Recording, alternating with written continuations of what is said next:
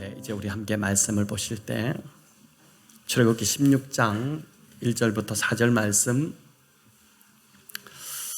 저와 여러분 교독하도록 하겠습니다. 출애굽기 16장 1절부터 4절, 1절을 제가 먼저 읽겠습니다. 이스라엘 자손의 온 회중이 엘림에서 떠나 엘림과 시내산 사이에 있는 신광야에 이르니 애굽에서 나온 후 둘째 달 15일이라.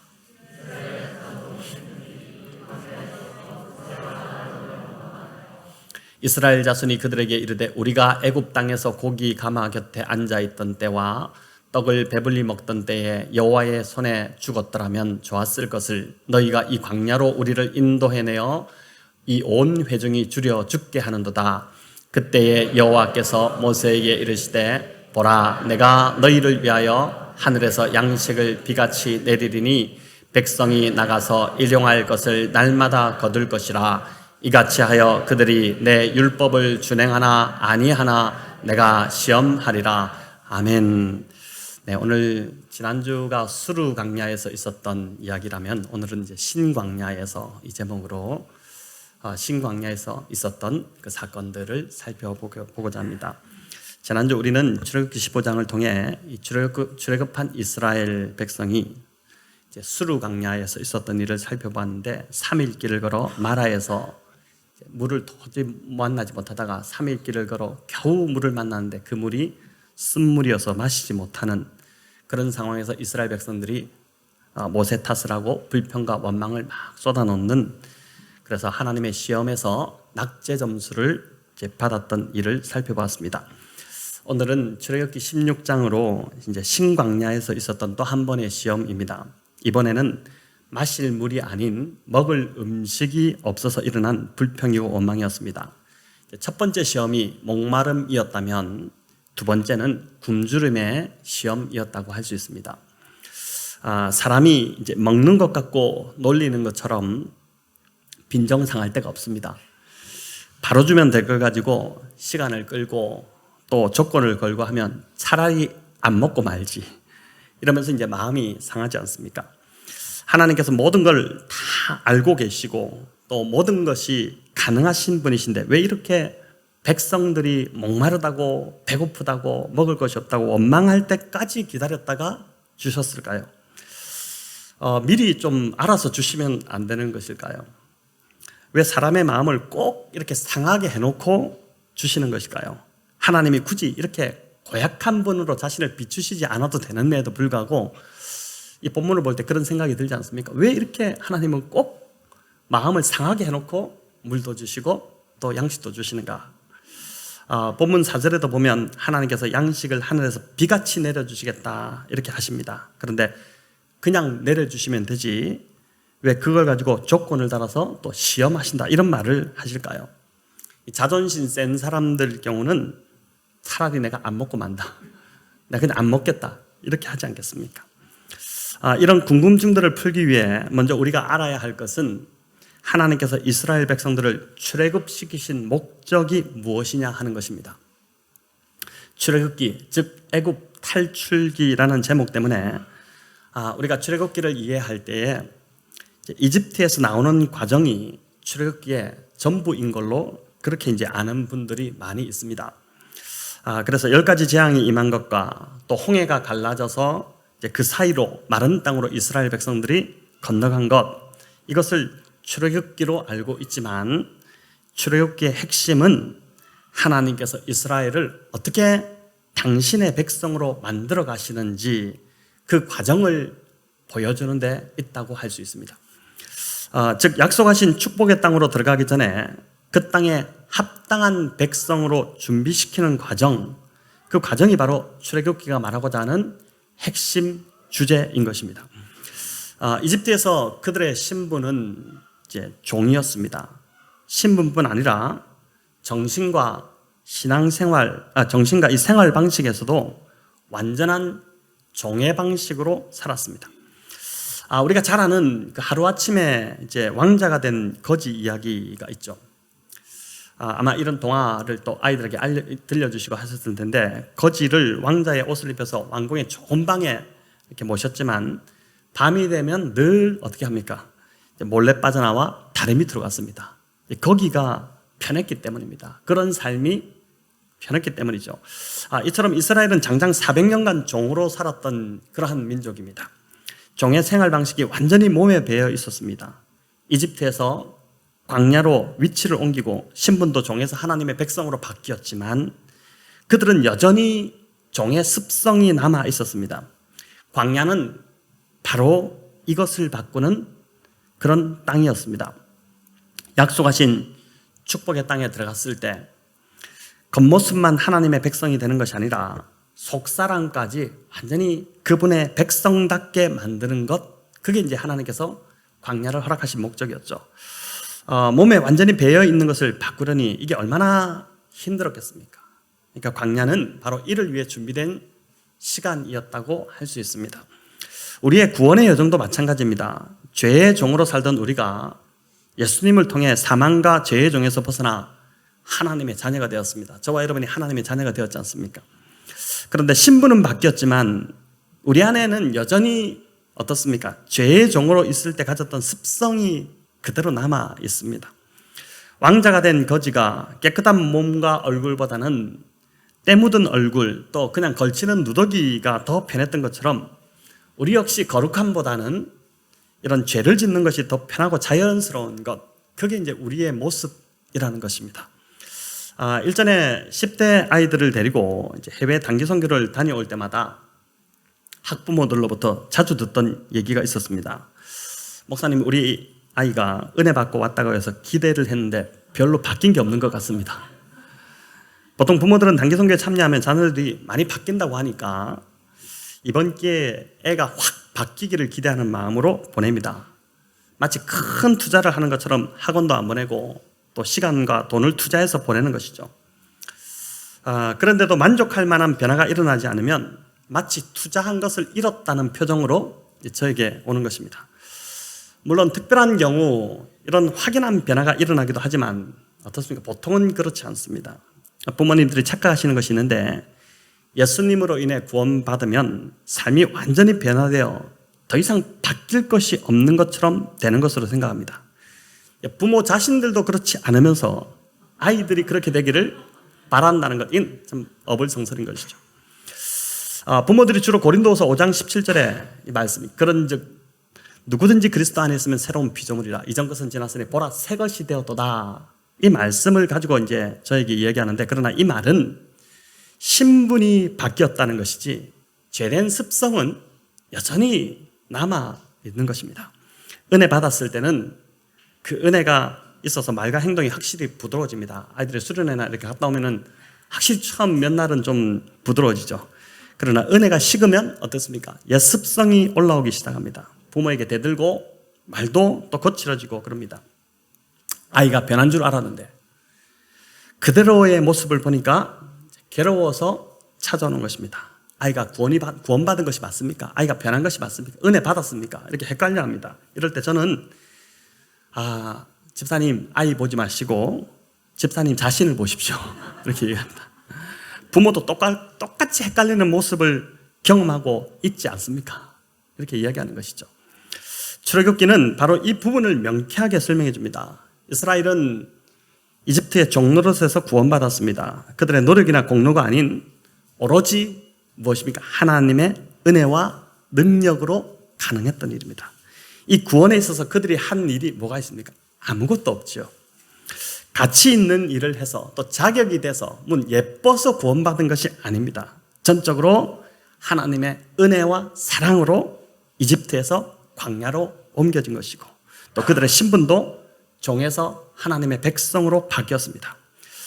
그런데 신분이 바뀌었다고 그들이 자동적으로 거룩해지고 의로워졌습니까? 절대 그렇지 않았죠. 홍해를 처음 건넜을 때 어떻게 됩니까? 이들의 반응을 기억하십니까? 지난주 우리가 살펴봤지만 여인들이 소고를 들고 막 춤추며 기쁨에 겨워서 어쩔 줄을 몰라 막 춤을 추고 노래합니다. 그러면서 하나님만이 참신이기에 하나님만 믿고 그 말씀에 순종하겠다고 다짐하고 그렇게 시키지도 않았는데 그런 말을 저절로 하고 이렇게 했었죠. 하지만 그 감격이 식고 광야의 불편함을 경험하기 시작하자 곧바로 어떻게 됩니까? 불평이 터져나오고 지도자 탓을 하기 시작했습니다. 심지어 하나님을 시험하고 대적하는 자들로 전락해버렸지 않습니까? 그들이 이집트의 종에서 확실히 구원받았음에도 여전히 바뀌지 않는 습성을 가지고 있는 것입니다. 우리도 마찬가지입니다. 우리의 신분은 바뀌었지만 죄의 습성은 여전히 남아 있습니다. 오랫동안 죄의 종으로 죄의 습성에 사로잡혀 있었기 때문입니다. 그렇기에 배우자가 예수님을 믿는데도 은혜를 받은 것 같은데도 왜 이렇게 바뀌지 않느냐고 탄식할 이유가 없습니다. 어찌 보면 예수님 믿고 신앙생활을 제대로 한 시간보다 예수님 안 믿고 그냥 죄에 빠져 세상에 빠져 살던 시간이 더 많았을 수 있기 때문입니다. 그러니 쉽게 바뀌지 않는 것이죠. 하나님께서 이스라엘을 바로 가나안 땅으로 인도하시지 않고 광야로 불러내셔서 목마름과 굶주림을 경험하게 하신, 그렇게 고생시키신 이유가 무엇이겠습니까? 하나님께서 이스라엘을 불러내신 이유는 이제 더 좋은 환경을 주시고자 함이 아니라 바로 그들의 속사람을 바꾸시기 위함이었던 것입니다. 이를 위해서 광야라는 시간을, 그 장소를 사용하시는 것입니다. 앞에서 보았듯이 마라에서 쓴물을 만나게 하시고 먹을 것이 떨어져 굶주리게 하시기도 하면서 이들을 점점 변화된 삶으로 이끌어 가시는 것입니다. 광야의 생활은 바로 이런 이스라엘을, 이런 백성들을 다듬어 가시는 시간이었습니다. 구원도 받고 시내산 언약을 통해 하나님의 자녀라는 호칭을 받았지만 여전히 죄의 습성이 남아있어서 툭하면 불평하고 원망을 터뜨리고 분노하는 이 모든 악한 생각들로 가득 차 있는 이 냄새나는 속사람을 바꾸시는 시간, 바로 그게 이제 이스라엘의 광야 40년이었고 저와 여러분의 광야 인생이라고 할 수 있는 것입니다. 자, 이제 본문을 좀 더 깊이 들어가 보겠습니다. 우리 1절을 같이 한번 읽어보겠습니다.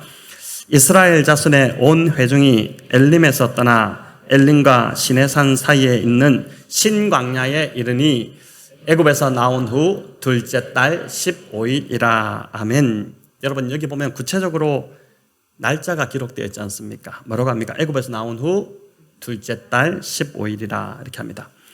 이스라엘 백성들이 이집트를 떠난 날이 언제인지 기억하십니까? 언제였죠? 1월 15일.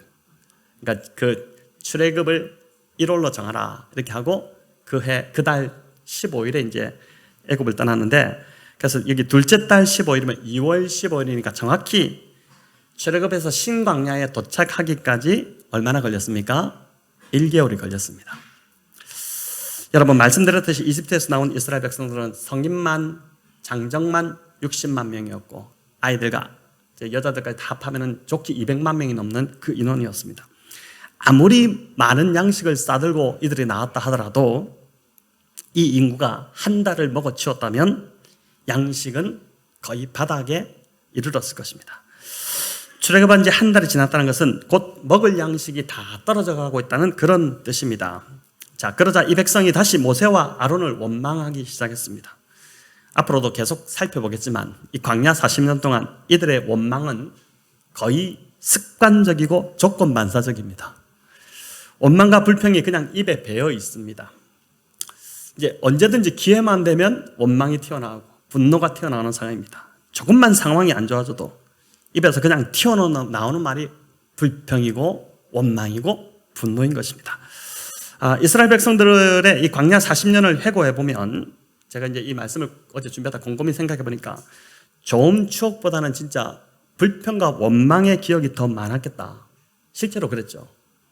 근데 우리도 마찬가지라는 생각이 듭니다. 감사하고 사랑하고 살기도 짧은데 늘 원망과 분노의 기억들이 돌아온 삶을 돌아보면 더 많으니 이게 어떻게 하면 좋겠습니까? 이렇게 살면 안 되지 않겠습니까? 아이폰은 이제 과거의 추억의 사진들을 자기가 알아서 보여주는 기능이 있습니다. 한 번은 제가 이렇게 보니까 이전 휴가 때 놀러 가서 찍었던 몇 해 전인 것 같은데, 그때 사진이 떠서 제가 보니까 그 사진을 보니까 이제 그때 좋지 않았던 기억이 살아났습니다. 사진 속의 아이들은 막 해맑게 웃고 포즈를 취했는데 저는 그때 기억이 있지 않습니까? 저는 화가 나서 사진도 찍지 않고 그 자리를 피한 것이죠. 아이들이 말을 안 들어서 그랬던 것 같은데 이제 지금 생각하면 제가 왜 그랬나 싶을 정도로 부끄러워지는 것입니다. 이번에도 휴가를 갔는데 가는 도중에 차 안에서 무엇 때문인지 제가 아이들에게 막 야단을 쳤더니 아이들이 하는 말이 이제 그 하기 직전에 이제 아이들의 고모, 제 누나가 이제 전화가 와서 지난주 설교에 그래 뭐 남 탓하지 말라 뭐 이런 설교를 했대. 이렇게 이제 그 아이들 들은 거죠. 하자마자 아이들이 아빠 지난주 설교는 남 탓하지 말라고 해놓고 왜 우리 탓을 합니까? 이렇게 말하는데 참 할 말이 없었습니다. 한 책에 보니 이런 말 있죠. 내 덕, 내 탓. 또 내 덕, 내 탓. 이런 말이 있는데 여러분 참 공감되지 않습니까? 남은 인생을 다른 사람 탓하지 말고 감사와 기쁨의 추억들로 여러분 더 많이, 그래서 나중에 한 10년 더 지났을 때 사진을 봤을 때 이때 참 좋았지, 이런 좀 불평하는 또 분노하고 있었던 그런 기억들이 그 사진에 담기지 않기를, 여러분 그런 가정들이 되시기를 바랍니다. 이제 3절은 구체적으로 백성들의 불평과 원망이 무엇인지를 보여주는데 우리 3절을 같이 한번 읽어보겠습니다. 이스라엘 자손이 그들에게 이르되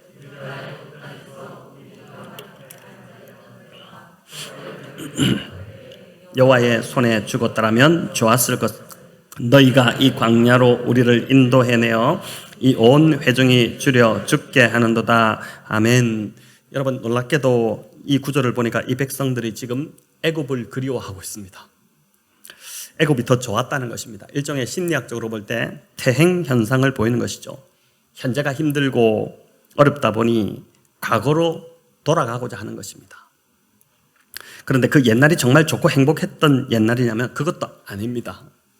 출애굽기 2장 23절에 보면 분명히 기록되어 있는데 이스라엘 백성들이 얼마나 힘들었으면 그 고된 노동과 탄식으로 이제 막 하나님께 부르짖는 소리가 하나님께 상달될 정도였다. 얼마나 괴로웠으면 죽겠다는 소리가 막 들리니까 하나님께서 모세를 불러서 이제 때가 되었다 가라고 이렇게 하지 않습니까? 애굽의 노예 생활이 그렇게 지긋지긋했음에도 오히려 그때를 지금 미화하고 있으니 이들의 기억이 왜곡을 지금 일으키고 있는 것이죠. 원망과 분노가 무서운 것은 이렇게 건전한 생각을 마비시키기 때문에 무서운 것입니다.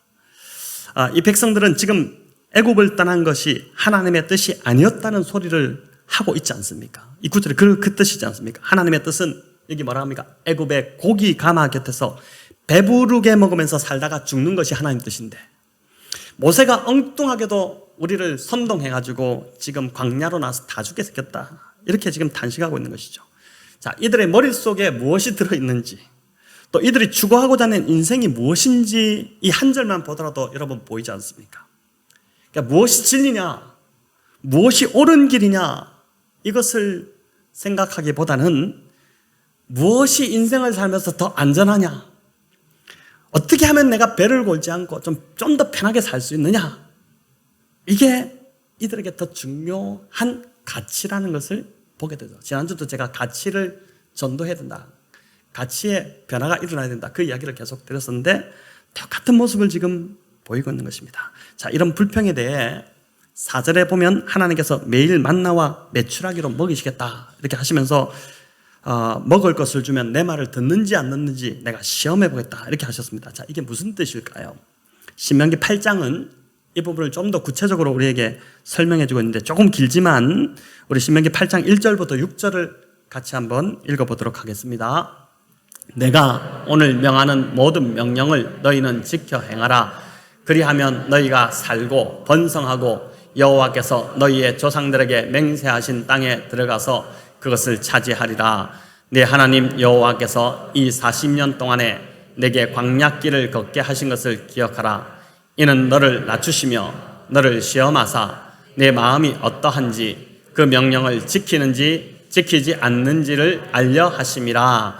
너를 낮추시며 너를 줄이게 하시며 또 너도 알지 못하며 내 조상들도 알지 못하던 만나를 내게 먹이신 것은 사람이 떡으로만 사는 것이 아니요 여호와의 입에서 나오는 모든 말씀으로 사는 줄을 네가 알게 하려 하심이라. 이 40년 동안에 네 의복이 헤어지지 아니하였고 내 발이 부르트지 아니하였느니라. 너는 사람이 그 아들을 징계함 같이 내 하나님 여호와께서 너를 징계하시는 줄 마음에 생각하고 내 하나님 여호와의 명령을 지켜 그의 길을 따라가며 그를 경외할지니라. 아멘. 자, 신명기는, 민수기는 직접적으로 출애굽기 민수기 겪었던 일이지만 신명기는 다 겪고 나서 마지막 들어가기 전, 가나안 땅 들어가기 전 모압 평야 앞에서 이제 회상하면서 40년을 회상하면서 기록한 말씀인데, 여기 뭐라고 합니까? 하나님께서 그들이 불평했던 먹을 것을 다 채워주셨다고 하죠. 만나와 메추라기를 통해 고기까지 다 먹을 수 있도록 배부르게 먹여주셨다고 합니다. 뿐만 아니라 40년 동안 뭐라고 하죠? 옷도 헤어지지 아니하고 또 발도 부르트지 않았다, 이렇게 합니다. 부족함 없이 다 공급해 주셨다는 것입니다. 광야 40년 동안 이스라엘이 한 짓은 불평하고 불만을 터뜨리고 불순종하는 것밖에 없었지만, 하나님은 그렇다고 해서 만나를 끊어봤다든지 옷이 닳게 했다든지 그렇게 하지 않으시고 꾸준히 변함없이 공급하셨다는 것이죠. 우리 아이들 키울 때 말 안 들으면 어떡합니까? 오늘 저녁 없어, 넌 더 이상 먹지 마, 이런 말을 하기도 하지만, 그러나 하나님은 절대 그렇게 하지 않으시고 꾸준히 그들이 어떻게 하든지 간에 끝까지 신실하게 공급해 주시고 좋은 것으로 채워주시고, 이게 이제 하나님의 스케일이 우리와 전혀 다르지 않습니까? 자, 이 말은 다시 말하면 이들이 하나님의 말씀을 듣지 않은 이유가 외적인 것에 있지 않았다는 것입니다. 여러분 이해되십니까? 만약 만나가 중간에 끊겼다든지 의복이 헤어졌다든지 하면 그래서 불평했구나, 이렇게 우리가 생각할 수 있겠지만, 그렇지 않은데도 끊임없이 불평했다면 그들의 내면 속 사람이 문제가 있었다는 것이죠. 먹을 것을 충분히 공급했어도 이 백성들은 하나님의 말씀을 듣지 않았다는 결론이 나오는 것입니다. 자, 그렇기에 그들의 문제는 먹을 것 때문이 아니고 부패한 속사람, 이게 그들의 근본적인 문제였다는 것이죠. 주님 말씀대로 속에 있는 더러운 것이 밖으로 나온 것이지 다른 이유가 없는 것입니다. 속사람의 악함이 불평과 원망과 분노와 하나님을 거역하는 열매로 지금 맺혀지고 있는 것입니다. 이스라엘 백성들은 인정하기 싫었겠지만, 그래서 불평하는 이유를 자꾸만 외적인 것 탓으로 돌렸겠지만, 실은 불평의 뿌리가 부패한 속사람 때문이라는 것이죠. 우리도 자꾸만 투사하지 않습니까? 남 탓하고 다른 사람이 문제라고 하고 어떤 이런 조건이 안 돼서 안 된다고 하고, 그렇게 막 자꾸 안 되면 투사하려고 하는데 그게 문제가 아니라는 것이죠. 사실은 내 속이 문제다, 내 바뀌지 않는 이 속사람 때문에 이렇게 문제가 생긴다는 것을 인정해야 한다는 것입니다. 인정하기 싫지만 너희가 인정해야 된다는 것이죠. 하나님 이렇게 말씀하신 것 같습니다. 이제 한번 보여주시면, 내가 너희를 이집트에서 불러낸 이유를 이제 알겠느냐? 고작 너희가 원하는 좋은 환경을 주는 그런 하나님으로는 너희를 만나지 않겠다. 나는 그런 하나님이 아니다. 너희 육신의 편안함을 맞춰주고 필요한 거 그냥 달라면 공급해주고 그런 작은 하나님이 아니라는 것을 지금 이제 말씀해 주시는 것이죠. 여러분, 우리의 기도가 이스라엘 백성의 모습과 비슷할 때가 많습니다. 우리는 대부분 내가 원하는 현실을 이루어 달라고 기도합니다. 물론 중요하죠. 일용할 양식을 구하라고 하셨고 또 우리의 작은 필요를 하나님 채워주시길 기뻐하시기 때문에 이런 기도가 필요하지만, 그러나 그런 기도를 하나님 충분히 응답하실 수 있습니다. 그분은 전지전능하시기 때문이시죠. 그러나 그런 응답과 축복이 우리를 근본적으로 변화시키지 못한다는 것을 하나님이 너무나도 잘 알고 계십니다. 이스라엘이 불평했던 이 모든 외적인 것들을 하나님은 다 채워주셨습니다. 40년간 옷이 헤어지지 않을 정도였지만 그래도 그들의 불순종은 어땠습니까? 변하지 않았죠. 끝까지 불순종했죠. 하나님은 우리 안에 정말 무엇이 바뀌어야지 우리에게 좋은지를 알고 계십니다. 하나님은 우리가 진짜 바뀌어야 하는 것이 외적인 조건이나 환경이 아니라 내 속사람이라는 것을 하나님이 알고 계신 것입니다. 여러분, 속사람이 바뀌지 않는 한 외적인 조건들이 아무리 좋다 해도, 아무리 하나님이 많은 좋은 것을 주신다 해도 우리에게 참 만족이 없을 것입니다. 여러분, 한번 경험해 보시기 바랍니다. 그런 것 갖고 참 만족이 있지 않습니다. 그렇게 하나님은 마음이 아프시더라도 광야의 연단의 시간을 이스라엘 백성들에게 허락하실 수밖에 없었고, 동일하게 저와 여러분에게도 이 인생 광야길을 걸어가면서 그런 시간을 허락하시는 것이죠. 자, 그럼 우리의 속사람이 어떻게 바뀔 수 있을까요? 참 바뀌지 않는 우리의 이 속사람이 어떻게 바뀔 수 있을까요? 여러분, 4절의 하나님의 반응에서 그 답을 우리가 찾아볼 수 있는데, 이 상황은 지금 누가 봐도 화가 날 수밖에 없는 상황입니다. 그런데 하나님이 참으시고 또 참으십니다. 백성을 꾸짖기보다 어떻게 합니까? 그들의 요구를 들어주시죠. 마라에서도 마찬가지였죠. 우리가 앞서 살펴본 마라에서도 그렇게 불평하고 원망하는 백성들 향해 분노하시고 화를 내시기보다는 쓴물을 단물로 바꿔서 마시게 하십니다. 오히려 모세는 화를 낼지 몰라도 하나님은 절대 그렇게 하지 않으십니다. 자, 여러분, 이게 무엇을 보여주는 것일까요? 사람은 비난하고 정죄해서 바뀌지 않는다는 것입니다. 한번 자신에게 이런 질문을 던져보시기 바랍니다. 한번 띄워보시면 좋겠습니다. 누군가를 비난해서 그 사람이 변한 적이 있는가? 또 비난당하는 기분을 내가 느껴서 내가 바뀌는 데 도움이 된 적이 있는가? 정죄를 받음이 나를 변화로 이끈 적이 있는가? 여러분, 아마 없으실 것입니다. 구약뿐 아니라 복음서를 보더라도 회개를 이끌어내고 변화를 이끌어내는 것은 늘 우리 주님의 자비와 인자심이 있는 곳에서 일어났습니다. 환한 목소리로 죄를 지적해서는 상대방을 죄에서 건져낼 수가 없습니다. 미움은 결코 인생을 변화시킬 수 없는 것입니다. 어제 저는 갑작스럽기는 했지만 휴가 이제 마지막 날 잠실 이제 주 경기장 메인 스타디움에서 열리는 렛츠고 코리아라는 집회에 참석을 했었습니다. 금요일 저녁에 이제 이게 3년 전부터 준비된 그런 집회라고 하는데 금요일 저녁에 저는 알게 돼가지고 급하게 이제 우리 집이 가면서 또 우리 중고등부 아이들 중에서 몇 명 갈 수 있는 아이들 있으면 또 함께 데리고 가서 이제 어제 버스를 타고 지하철을 타고 이렇게 잠실까지 가서 참석을 했는데 이 집회가 이제 거의 7시간 넘게 생중계가 된 그런 집회였습니다. 아주 이제 참 좋은 강사들이 오셨고 계속 예배를 드리고 하는데 저는 휴가 마지막 날 정말 그 메인 스타디움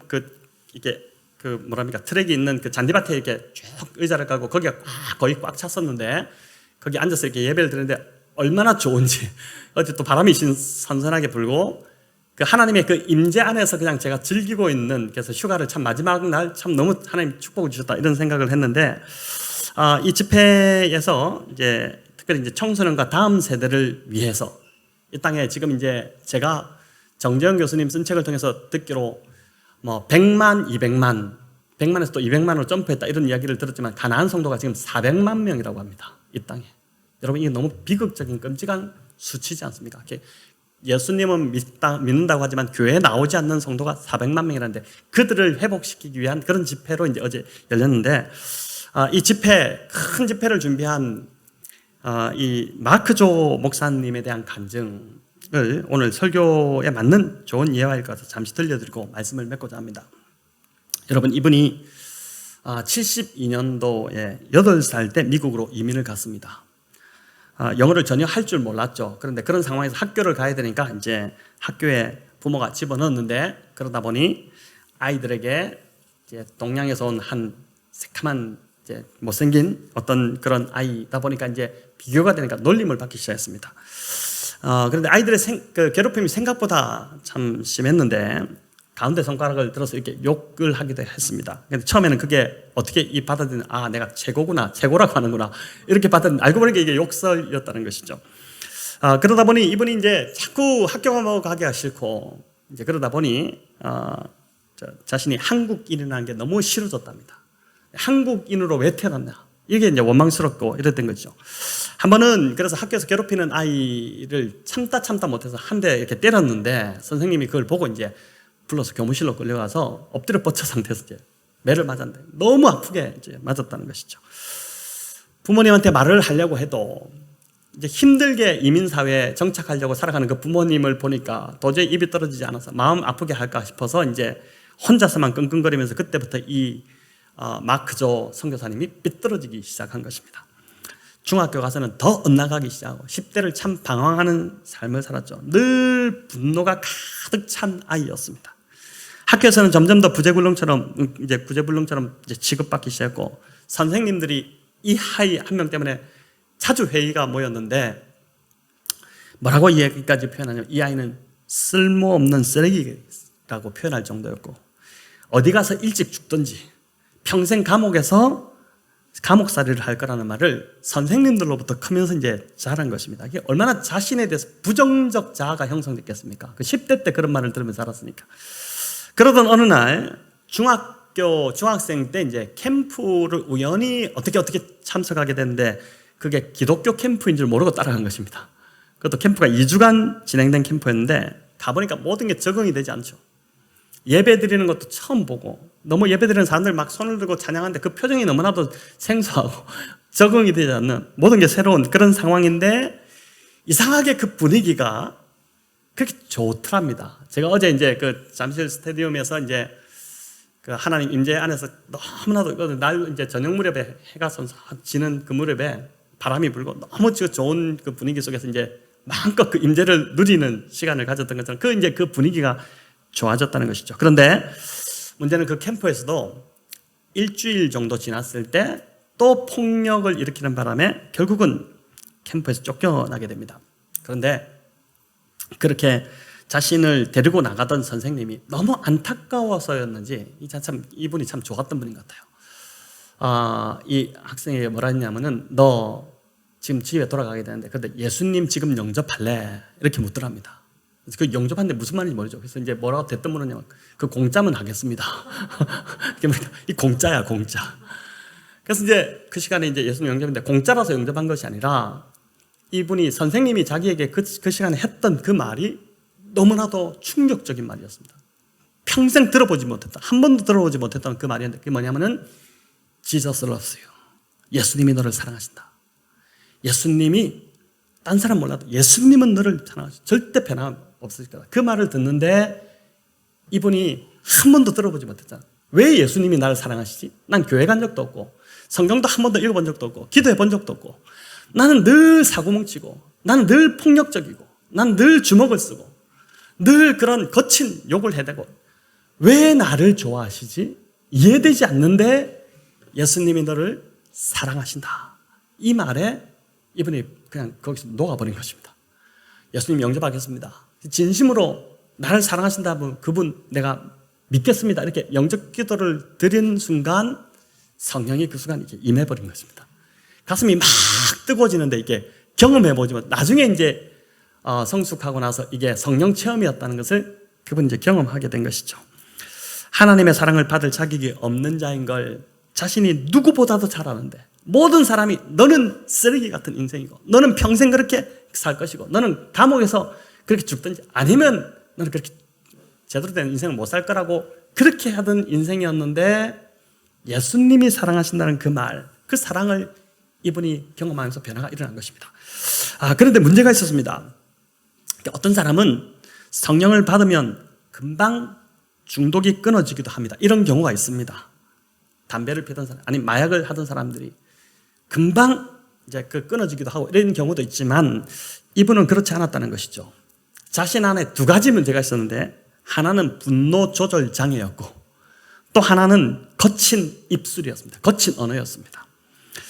분노가 있다 보니 누가 조금만 건드려도 주먹이 먼저 나가고 욕이 먼저 나가고 싸우고 늘 싸우고 다니고 싸울 사람을 찾아서 다니고 이 분노를 어떻게 주체하지 못해서 막 그랬고 또 말이 걸러지지 않으니 나오는 게 그냥 욕설이고 나오는 게 그냥 막 거친 말을 내다 보니 너무 말이 세다 보니 이제 듣는 사람들로 하여금 계속 상처를 준 겁니다. 이분이 예수님 만나서 너무 좋은데 자신의 제된 이 습관이 여전히 남아있으니 이렇게 살아서는 도저히 안 되겠다. 너무 괴로웠던 것이죠. 그래서 이분이 하나님 앞에 나가서 기도를 진지하게 했답니다. 하나님 제발 고쳐주세요. 나 이대로는 못 살겠습니다. 고쳐주세요 했는데 그때로부터 시작해서 이분의 삶에 하나님이 역사하시기 시작한 것입니다. 변화가 일어나기 시작한 것이죠. 여러분 그래서 이분이 어제 그 대형 집회를 주관하고 앞에 제일 처음 스피커로 서가지고 말씀을 전하신 상상이나 되십니까? 홍해가 갈라지는 것보다 제가 볼 때 이분이 변화된 게 더 큰 기적인 것 같은데 근데 이분이 이제 뭐라고 자기의 삶으로 고백하냐면은 이렇게 이야기합니다. 복음은 구원만 베풀지 않고 반드시 우리를 변화시킨다. 복음은 삶의 변화를 일으키는 하나님의 능력이다. 이게 이분이 자기의 경험으로 고백하는 것입니다. 여러분 복음의 능력과 소망이 여기에 있다고 믿습니다. 그렇게 하기 위해서 이제 이분이 강조하는 것은 하나님을 추구해라. 하나님께 나아가라. 나아가면 반드시 하나님 고치신다. 그러니까 하나님을 기대해도 좋다는 것입니다. 하나님 충분히 기대할 수 있는 분이라는 것입니다. 여러분, 우리는 잘 믿지 못하고 그렇잖아요. 근데 하나님 기대하라는 것이죠. 기대하고 믿고 나아가라. 그럼 반드시 고쳐주신다. 우리 삶을 변화시켜 주신다. 그분이 예수님이다. 성경에도 나와 있지 않느냐? 2000년 전 예수님 만났던 사람들 다 고침받고 다 변화되고 그들의 삶이 다 회복되었다. 반드시 예수님 고쳐주시니 그분을 기대하고 나아가라. 그분을 추구하라. 그분께 더 가까이 나가라. 이게 이제 이분이 주장하는 바였습니다. 여러분, 우리는 종교개혁이 부패한 중세 로마 교회를 향해서 개혁한 것으로 그렇게 알고 있지만 실제로 종교개혁자들이 외쳤던 진짜 개혁은 바로 나 자신으로부터의 변화입니다. 가장 먼저 개혁될 대상이 바로 나 자신임을 깨닫고 회개의 삶을 회복하는 것, 그게 바로 종교개혁자들이 강조했던, 칼빈과 루트가 강조했던 개혁이 바로 나 자신으로부터의 개혁인 것이죠. 또 오늘 말씀드렸지만 사람의 변화는 절대 비난과 정죄를 통해서 이루어지지 않는다는 것을 여러분 기억하시기 바랍니다. 우리 에베소서 4장 32절을 한번 같이 바울의 권면인데 마지막으로 읽어보겠습니다. 서로 친절하게 하며 불쌍히 여기며 서로 용서하기를 하나님이 그리스도 안에서 너희를 용서하신 같이 하나. 아멘. 여러분, 여기 뭐라 합니까? 서로 친절하게 하며. 우리는 이제 화가 나면 또 상대가 화를 내면 친절하게 하기가 쉽지 않죠. 같이 막 부르렁거리고 또 싸우고 이렇게 하는데 그리스도의 사람들은, 은혜 받은 자들은, 내가 죽을 수밖에 없었는데 난 죽을 죄인이었는데 예수님의 은혜로 회복된 자들은 어떻게 해야 된다고요? 끝까지 친절하게 하며 불쌍히 여기며 용서하고 하나님이 그리스도 안에서 우리를 용서하신 것처럼 용서하는 삶을 살아야 된다는 것입니다. 자, 여러분, 은혜 받은 자임을 기억하시면서 오늘 이 말씀 앞에서 정말 진짜 변화되어야 될 자는 나 자신이다. 다른 사람 자꾸 이야기하지 말고 내가 문제다. 내 탓이다. 이렇게 받아들이시고 이런 변화의 물결이 계속해서 우리 교회의 가정들 안에 또 이 지역 안에 우리가 관계하는 모든 사람들 안에 계속해서 일어나기를 우리 주님의 이름으로 축원합니다.